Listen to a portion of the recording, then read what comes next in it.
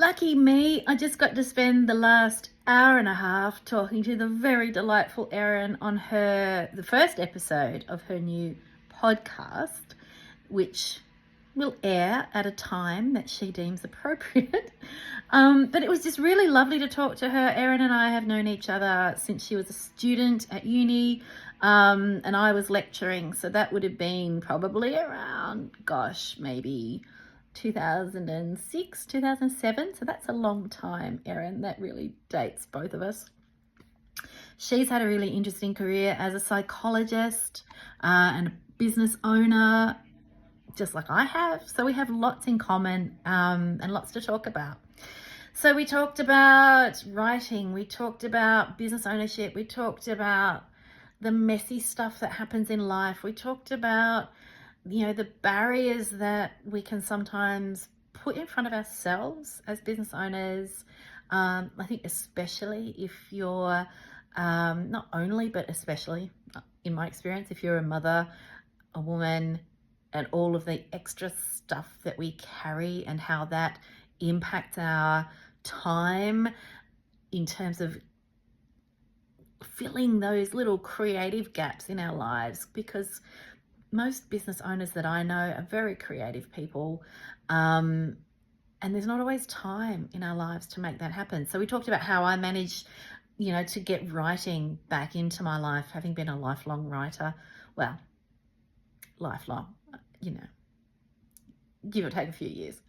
And we talked about some of the stuff that hasn't worked, the rejections, the failures, the launches of programs that I've had that cost me a bomb to put together but fizzled in the selling. There's so many things that we talked about, but the nice thing about it all was reconnecting, and I think that's the bottom line. Being able to reconnect with someone that I've known for a really long time. As fate would have it, I also had another conversation yesterday with another business owner who I've known for a really long time, and we've sort of followed each other's journeys in various guises over the years.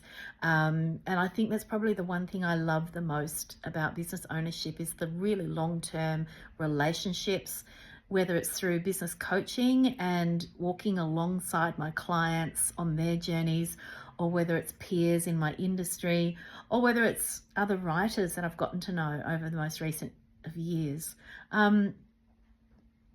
Just that connection and that authentic connection with others is so meaningful. So it was really lovely to be able to talk to Erin today and talk about those things and about those connections and about authenticity and how we show up as our authentic selves in our business. Especially when we have very few to give about what people think about us. And I think that's the joy of growing older and those enriching relationships that we develop over time. We can talk really openly and honestly about all of those things. So I'm really looking forward to seeing the final version of this podcast episode of Erin's, because it will really be a lovely reflection on that conversation that I've had with her today, and a lovely little legacy to our friendship and our working relationship over the years. What a joy. Thanks, Erin. I loved it.